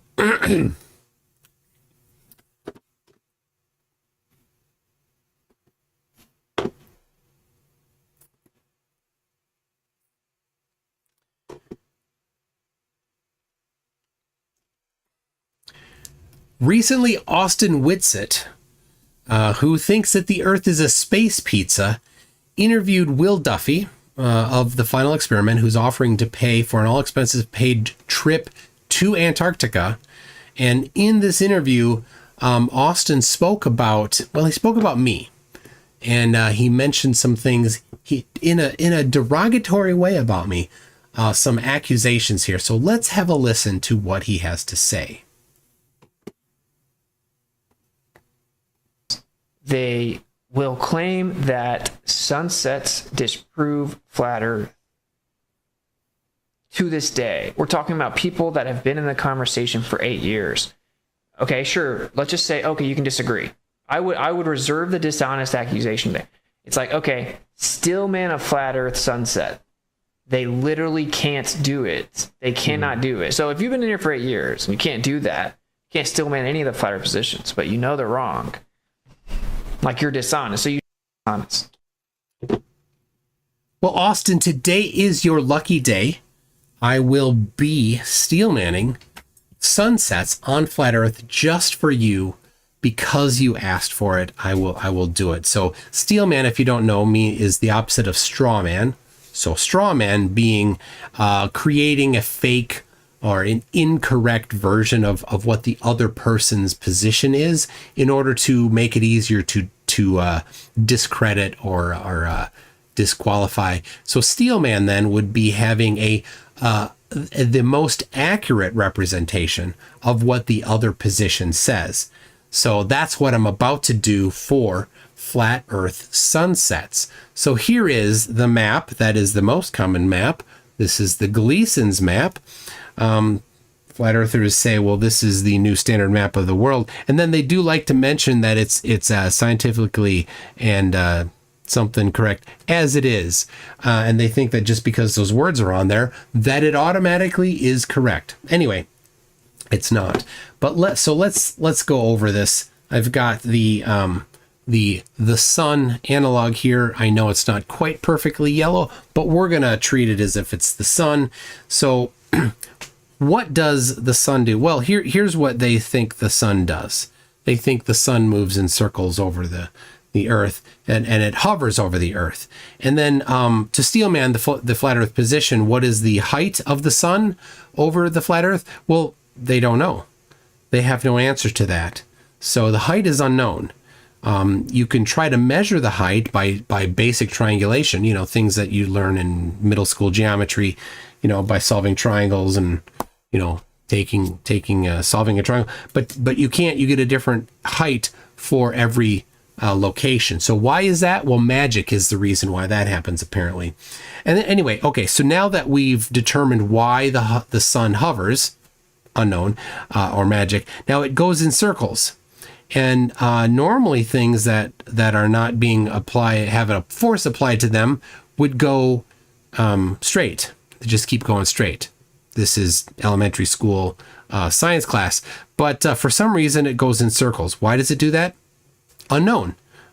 So special pleading, or let's just call it magic. So magic makes it go in circles. Now, some flat earthers think that the sun, not all of them, goes up at some parts of the year and then down at other parts of the year. What causes the sun to move up and down? Magic. Okay. Then the sun outputs heat and light to different portions of the earth. And so then what, of course, is what's the source of the heat and light? What causes the flat earth sun to output heat and light? It's not big enough to have nuclear fusion, and and of course they say gravity doesn't exist. So what is the cause of that? They don't know. Magic. So then throughout the day, the angular width of the sun doesn't change much. It remains very, very constant. So for example, if somebody's here in Mexico, say, when the sun is over them in Mexico, it's the same size as when it's over here. Several hours later, are very consistently the same size. Why is that? Magic. And then they say, well, what causes it to set? Well, when it gets so far away from you, it will set. Well, how far away does it need to get in order to set? Well, that's unknown. They don't know that. So it doesn't. In fact, it's even worse than that, because let's say you've got right here, you've got this line right here, and on the equinox, which is mid-September. Let's say on the equinox the sun is here, and it's about 6 hours from here, right? So here is midday, and now 6 hours later the sun is about there. Right, we'll put it about there, and it's sunset time. So everybody along this line experiences sunset at the same time on the equinox. Well, of course, the equinox is when the sun is over the equator, so it's about there, right? So now you've got the sun. This is the Steelman. So for the people, it's too far away. So the people that are here. Let's go Canada here, right? They have this distance right here to the sun from their position here in Canada. That's how far away it needs to be to set for these people. But for these people here in Quito, Ecuador, they need to be this far away. I'll go from here. Here we go. It doesn't matter. Everybody along this line experiences sunset at the same, almost exactly the same time. So the people in the very southern tip of South America need to be how far away? Well, this far away in order to be far enough away for the sun to set. How far is that? Well, they don't know. That's an absolute mystery. So, okay. So, but I'm steelmanning that again, they don't know. So now we've got the sun here and now what time will it set according to the geometry and optics and physics of this map? They don't know. They have no idea what time it will set. In fact, if you go to dateandtime.com, they use they use the globe to predict the date, this time, and of course they're correct. Now, some flat earthers will say, like Whitsitt says, that the light it gets tired. It's tired light, and so of course the light traveling this path gets tired faster than the light traveling this path, right? It can go farther. Why? Well, somehow the light leaving the sun here knows that it's going to go here and that it needs to go farther. So it boosts itself a bit more maybe. Sometimes Austin will say light extinction. That's another thing that, of course, I don't know but anyway, they also say perspective, but of course perspective, if you apply perspective, then of course this is an upward angle, right? So that doesn't work very well. That this perspective says that, here's the triangle, that the sun would have to be visible, or that the sun would have to be above the horizon. So Steelmaning flat earth sunsets, it needs to be higher. So anyway, but it's not. And why is it setting when it's not actually matching geometry? Magic. So, okay, what time will it set? Don't know. What time will it rise? Don't know. And what about the angle to the sunrise and sunset? Of course, that's a bit of a problem because on the equinox, everybody on this line will see sunset at the same time. And not only that, they will all see the sun set almost completely due east. And then here they're going to look at the sun setting due east. And then here they're going to see the sun setting due east. So remember, this is the straw man or the steel man of the sunset. So the flat earthers say that the sun is actually here, but in reality, when you're here and you look that direction, you see it. So it's not actually even this line that the light has to take. Somehow the light has to take this line to get to the observer there, which is a lot longer than this line because it's not a straight line. And also to get here, it has to have a similarly curved line to get there. Why does it do that? Again, magic. So when you apply geometry, optics, and physics to the angle, the time, the elevation, basically everything, every single part of a sunset on flat Earth. Why and what time? The answer to every one of those questions. Why does the sun set when you apply geometry, math, physics, optics, and you apply all of those things to the sunset, why does it not match those things? Well, the answer, of course, is magic. That's why the sun sets on flat Earth. That is the steel man of flat Earth sunsets. It's all magic. There you go. I'll probably cut that up a little bit if you didn't figure it out. That's going to be a standalone video. So there you go. Witsit, if you watch that interview, Witsit mentioned me. He mentioned sunsets no less than 3 times. That exact same claim. I searched through the transcript, the YouTube transcript, and I'm like, oh, sunset. Because I had seen parts of it, just parts of it. And he talked about me, and he's like, MC McToon can't even steelman sunsets. I did. And the problem is, of course, there's no way to steelman a sunset. They're like, it's just freaking magic. It's always magic. There's no explanation for anything. What a sad existence they have. That when asked, what's the evidence for flat Earth? Never once did he talk about flat Earth, really. Well, he did once. He said it matches the predictions, talking about the flight angles. He said it matches flat Earth. It matches the globe. You could say maybe it matches flat Earth. Potentially, yeah. I guess you could say that. But it matches the globe too. So it's not a falsification of the globe.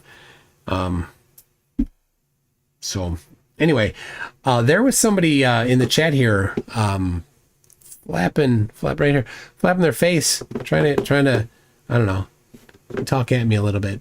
So I gave them my email address. And so if you are a flat earther and you disagree with me and you'd like to take me up on it, this is your chance.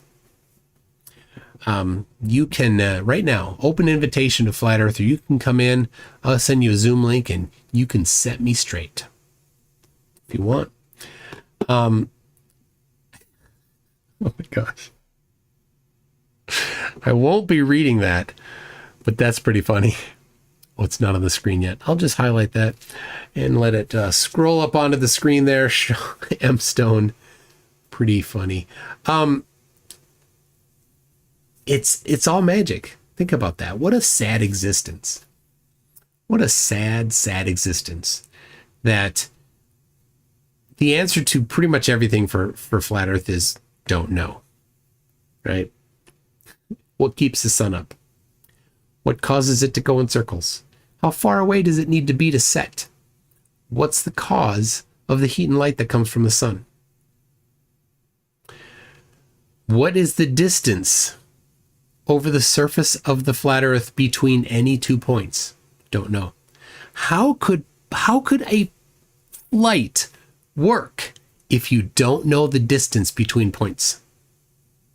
You don't get to say pilots anything in relation to flat Earth because you can't answer this really simple, absolutely necessary question for flying. How far between points on the surface of the Earth? You need to know that in order to put fuel in the plane, because you know how far the plane can get with a certain amount of fuel. You're like, oh, this plane can go 400 miles with this much fuel. And this airport that we'd like to go to is, we don't know how many miles away. Well, you're not going to go very far with that. You're not going to find a pilot that's very willing to say, we don't know how far away that airport is, let's go. Pilots are trained to plan their flights so they know, well, this airport is 500 miles away. I can only get 400 miles on this plane with this much fuel in it. We're not going that far on one, so we need to stop somewhere in between. And of course, there isn't just an airport on any straight line between, so we need to go a bit out of the way. They can't do that. Roland My Boulder says, who would win, Spider-Man or Hulk?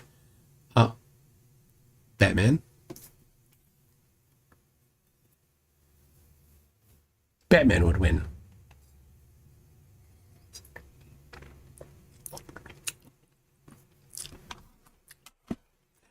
That's one a weird question, of course. It's really telling that when you ask them for a flight plan, how do you do flight planning on flat Earth? Oh, don't know. The first thing, this shuts down any pilot. You know, what's the flight chart, the flight route between.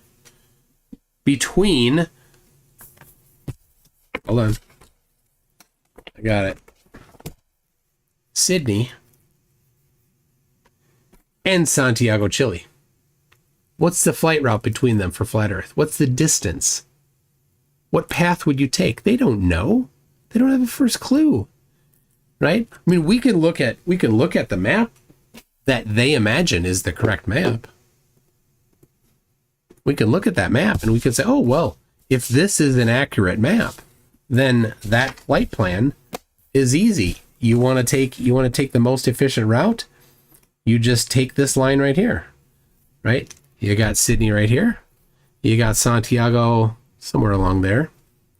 This is the route you would take. But that's not the route that they take in reality. But, well, first of all, when you do that distance, you're going to get a pretty stinking big distance. But in reality, if you chart their route, it does this. That's what it actually does in reality. So when Flat Earth is like, reality is my proof. There you go. That's what they do. So this distance here is about 2 times as long as the actual flight route that they fly. This one would be 3 or 4 times as long. I don't know. And they don't know. So, all right. We got MXXXXX. Somebody says, let's look at this. I'm going to pull this up. It's a flight from Sydney to Santiago. Is that what it is? Yeah, Sydney to Argentina, showing the route. That sounds cool. Let's put that up on here. Yeah. All right.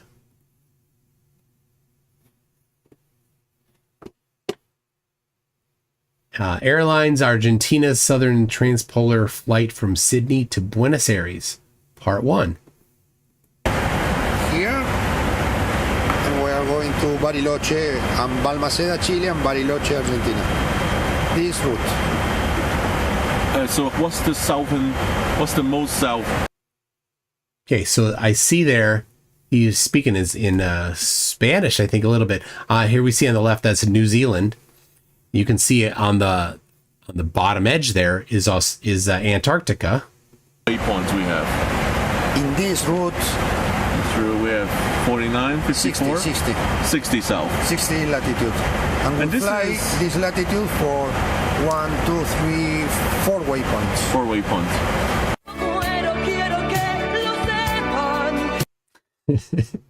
That's pretty cool. Thank you, Max.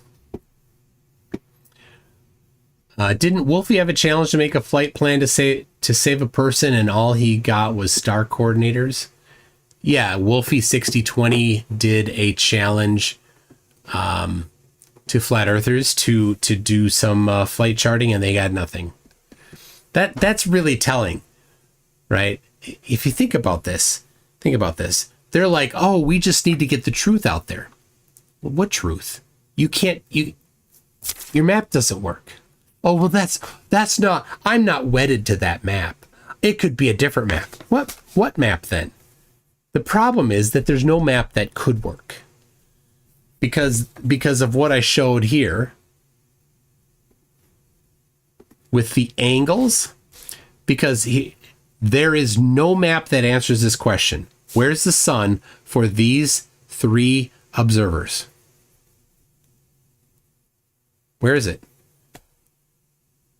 On the day of the equinox, which is coming up in a week, these 3 observers will all see the sunset this direction, this direction, this direction.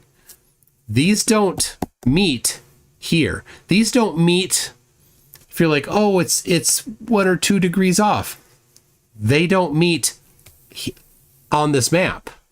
If it's 1 or 2 degrees off, there's no way. Okay, so what map could it be? Well, these are parallel. The problem is, at the same time, at the exact same time as sun setting here, guess what's happening on 180 degrees opposite? What's happening over here? On this line, the sun is rising. These people look due west to see the rising sun. Think about this. People live here. This isn't a mystery. This isn't a secret. People live here. What map works for this? Obviously, this map doesn't work.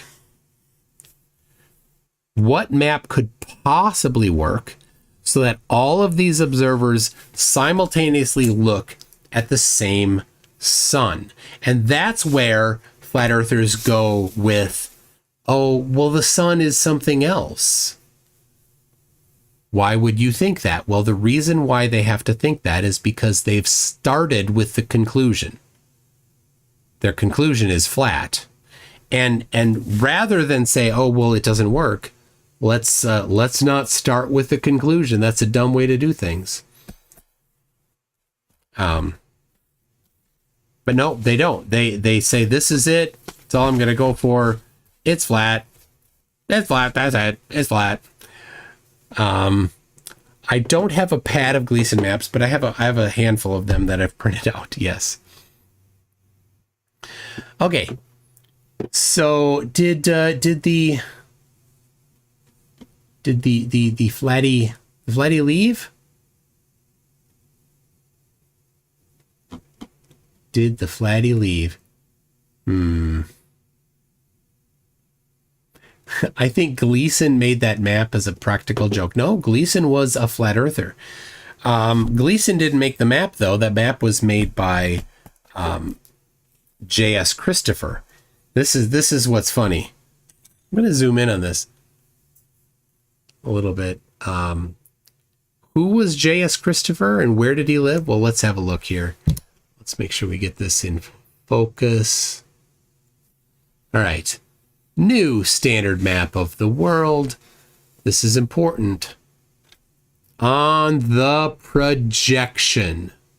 Now, a projection is a variation of the surface between the real surface and this, right? And here.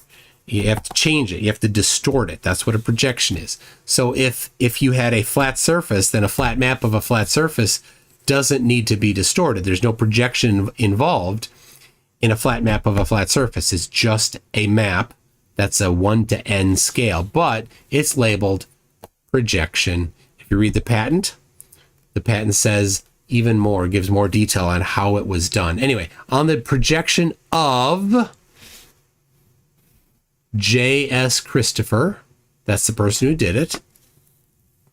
Modern College. Now, this is a mistyping. It's not Modern College. It's Morden College. Morden College is a real place in Blackheath, England. It still exists. Now, I don't know if Gleason thought this was a college, a school of higher learning, or if he knew what it actually was. Morden College is a retirement home for people that were, kind of, it was kind of a vertical, specific retirement home for people, for whatever people. Anyway, it's still there. It's a retirement home. Morden College in Blackheath, England still exists. Now, somebody has actually called them and has found out that somebody named J.S. Christopher did in fact live there around the time of this map. Now, we don't know a whole lot about him. There is another J.S. Christopher that traveled to South Africa, did some cartography down there. Maybe it's the same guy. I don't know. Was J.S. Christopher a flatty? Some flatties have said that he was. But that's not necessarily well known. Anyway, and I always find it funny because they say scientifically and practically correct. So they like to quote that. So here's the thing. Does putting these words on here make it true? Does it make it true in the manner as that you want it to be true? Well, when it's a projection, yes, it's a scientifically and practically correct projection from the globe, as it is, whatever this means, right? And then they try to get extra meaning. See this here? This triangle here? They're like, oh, look at that triangle. This triangle means something right here. What's it mean? And then they try to put some, because, they like to find meaning in things that don't have meaning. Don't know. They just make up stuff. They like to make up stuff because it suits them. This is also funny. You see this right here? This is a, it's a scan of this particular map. There are actually flat earthers that look at this and see, well, what is what is that? Well, in actual copies of this map, this thing is a it moves. This one's just a printout of it, but this whole thing moves. It goes around in circles here. And so you can use it. You put it out here and then you bring it out and you get on here and you read a number from here and then you move it to some other location and you say, oh, well, here it's on this line here. And so then you can get the time difference between them. Well, okay. Anyway, this thing rotates. So, but this is ripped off. It goes all the way to the outside perimeter. But look at that. It's 30. They're like, it's a little more than 30. It's 33. I've seriously seen this. What problem is that? This isn't 33. It's not more than 30. More than 30 is where? They're so dumb. Seriously. They actually say more than 30. 33 would be right here. Right? This is less than 30. It's probably 27.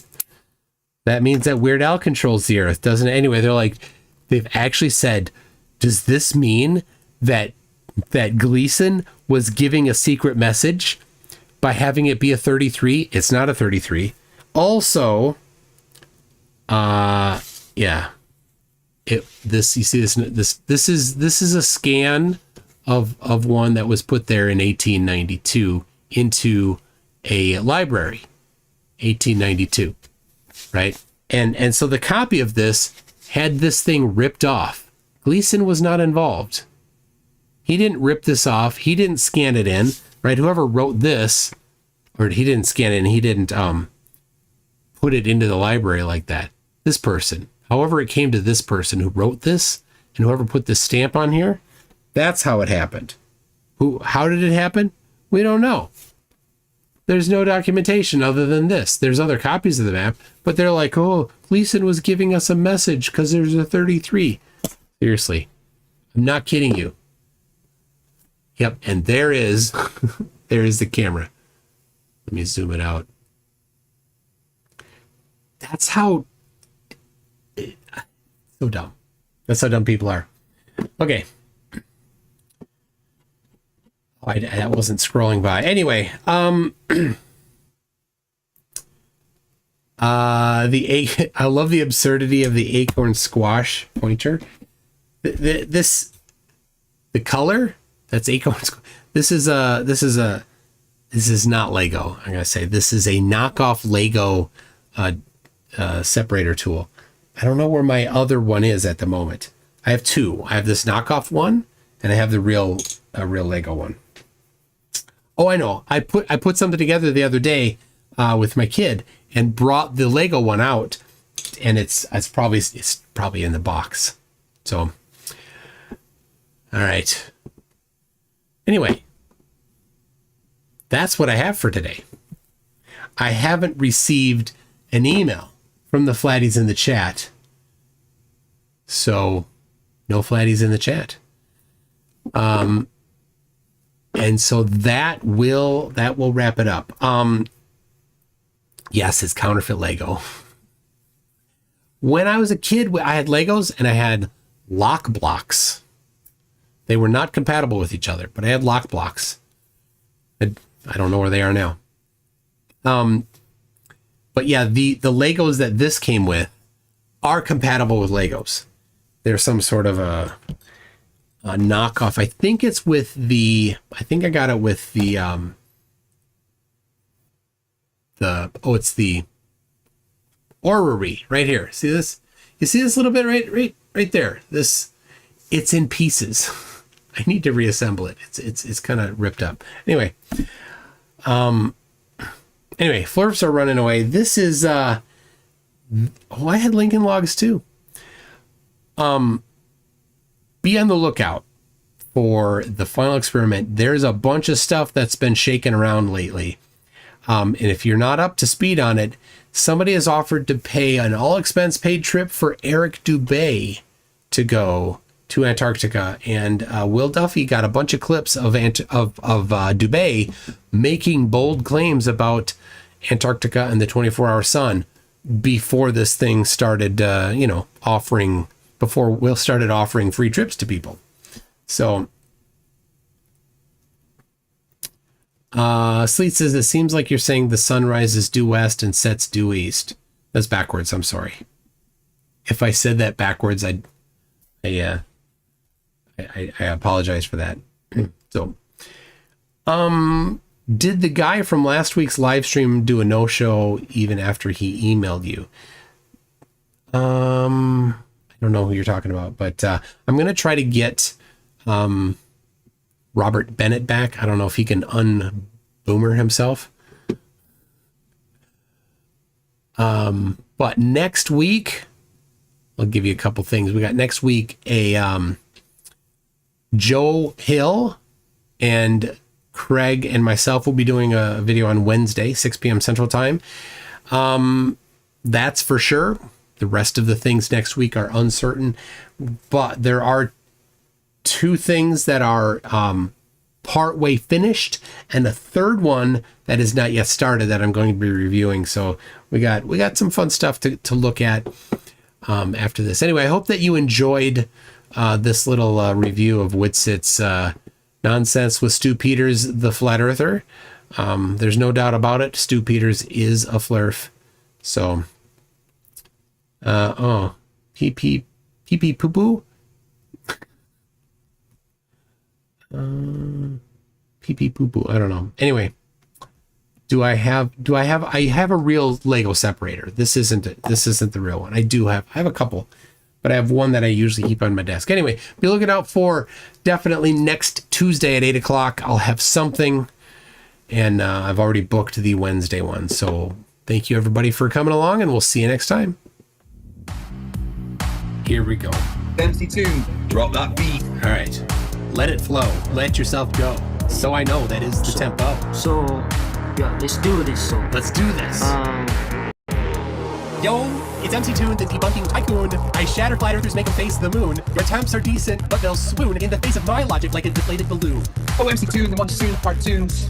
On the real stage, sending Flerfs to their dooms. Your theories are like old brooms, sweeping ignorance, or just spreading the fumes. FDFE stands for fumbling the facts, evidently. I drop truth bombs so splendidly. Your approach is soft, mine's unrelenting. I bring the science while you're just venting. MC2, the flipping with silver spoons. I tackle pseudoscience to make them change their tune. You're the sidekick, I'm the room. When it comes to debunking, I'm the room.